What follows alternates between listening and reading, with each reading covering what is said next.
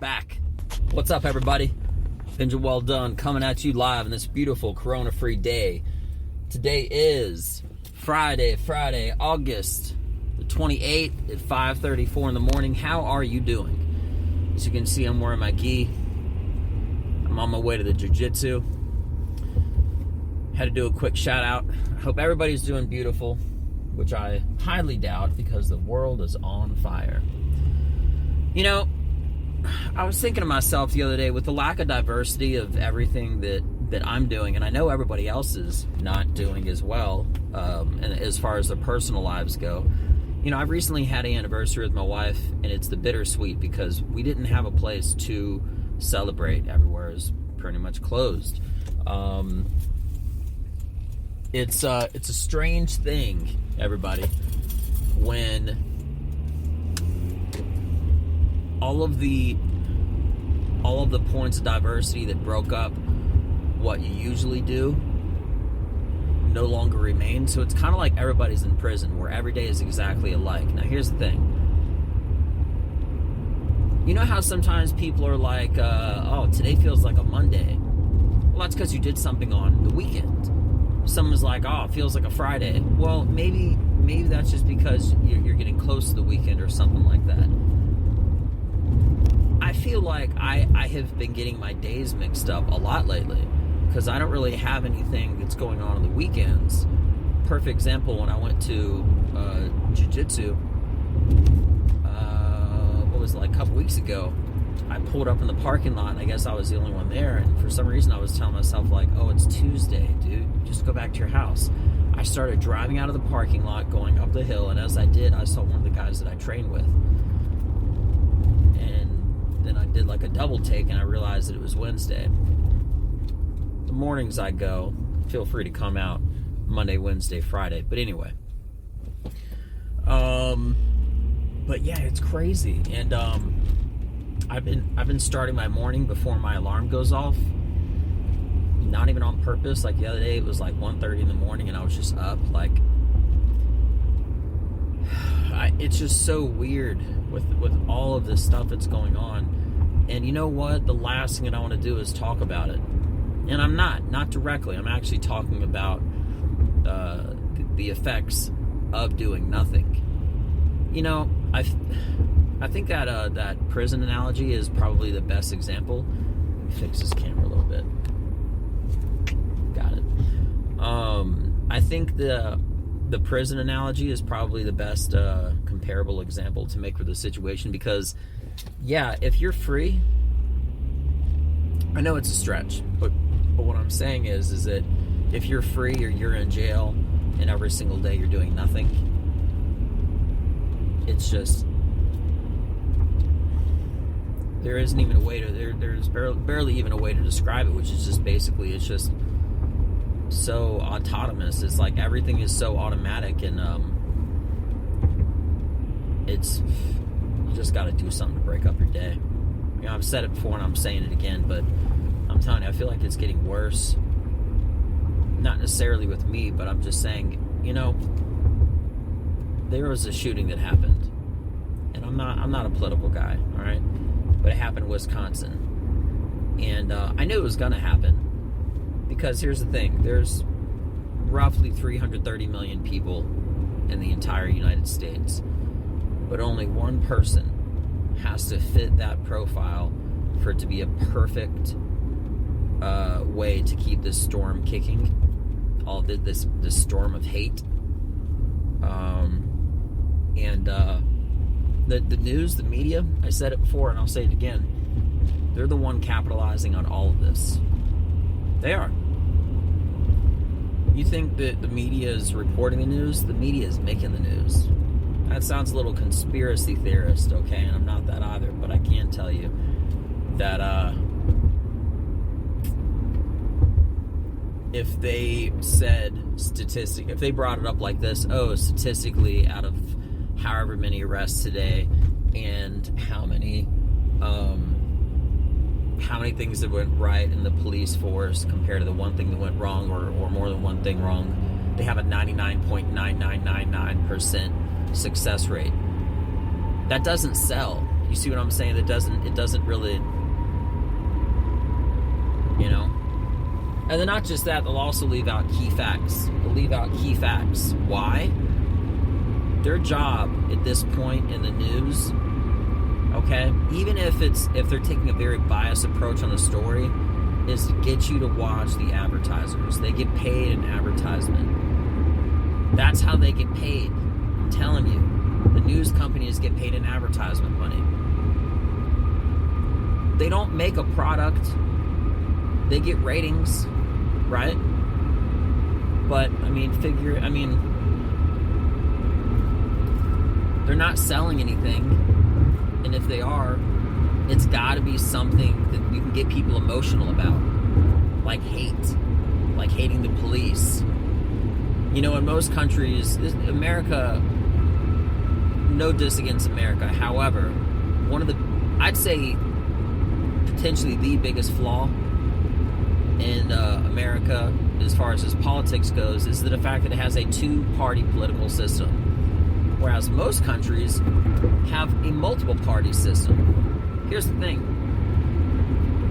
It is not possible in 2020 for someone to honestly be a Democrat and also love guns, or a Republican that supports marijuana, or it's very rare at that, or a Democrat that is, you see what I'm saying? I mean, pick a topic, whatever it is. It's such polar opposites. It's like, well, if you believe in this, then you're that. If you believe in that, you're this. Well, the thing is, people aren't that simple. They're not. Okay? Just because I don't use marijuana doesn't mean that I believe someone should be locked up in a cage. But I also believe in guns because they work. So where would my vote go? You see what I'm saying? I believe that there's a lot. I believe if there was more political parties, that not just the candidates, but the people could feel like they fall into more, it would be less divisive. Because let's just say there was only 2 football teams for the entire country. And you know how people are so crazy about football, right? What I'm getting at is this. If there was only 2 football teams, the country would basically be divided constantly during football season, right? What if there was only 2 baseball teams, 2 basketball teams? More political party system allows people to break up that diversity. So instead of having 50% of the country hating another 50% of the country, if it was 5 groups, all of a sudden just 20%. Now you could say, oh, well then the remaining of the other, you know, however many if there was 10 political parties, just give an example, 5 would probably be enough.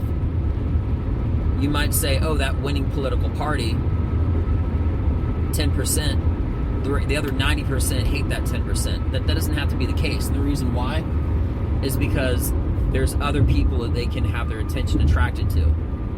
When you only have one opposition party for anything, it creates some sort of a unnecessary diversity. And when the media capitalizes on it, don't you think that the media is making more news now, is making more money now with riots and all of the crimes that's going on?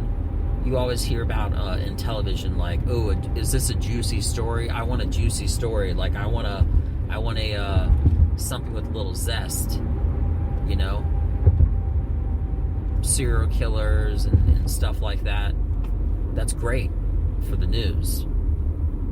Okay? It's not great for a guy that's getting killed. You know? And it's not great for everybody that's suffering the consequences. A lot of people are taking advantage of everything. And historically, most countries that have had any sort of a collapse always collapse from within before another country try to capitalize on it. Don't you think enemy countries, the United States, love what's going on right now? They have to. When a country isn't at rest, it is probably the most opportune moment to strike and do anything that they want. Not necessarily saying they would win, but it creates an unnecessary opportunity for something to go wrong. Perfect example. If there were two guys that you hated, okay, and you're going to, you wanted to fight one of them or something like that, and you happen to bump into that guy across the street, and then the guy that you don't like sees another guy that he doesn't like, and they're fighting each other, they're doing their work for you. If your enemies are fighting each other, if your enemy is having a fight amongst himself in some aspect, then you're winning. The longer that this... but you know who the biggest winner of this all is? The people that say stuff like defund the police because they're rich and have private security. No shit. You know, most people that provide private security to celebrities are actual former or current police officers that are working after their shift duty. I've known guys that do it. I know a few right now that do private security and stuff like that. It's perfectly allowed. The department knows about it. It's a normal thing. I don't really have the details about it, but it's true. You know, what happened? What happened to when people used to be able to disagree with each other and everything was cool about it, you know? Someone's like, oh, I love guacamole. Somebody else would be like, oh, I hate guacamole. And that was it. Doesn't matter what it is. It could be politics, could be anything, could be a president. And used to be able to just, it was cool. Everybody kept their jobs. Nobody was doing this, nobody was doing that. You remember back, I would say four years ago when Donald ran for president is the first moment ever when people started walking on people's private property and removing signs that said Hillary, removing signs that said Donald, the wave of hate that really began. 330 million people. And this fire is being perpetuated by the media.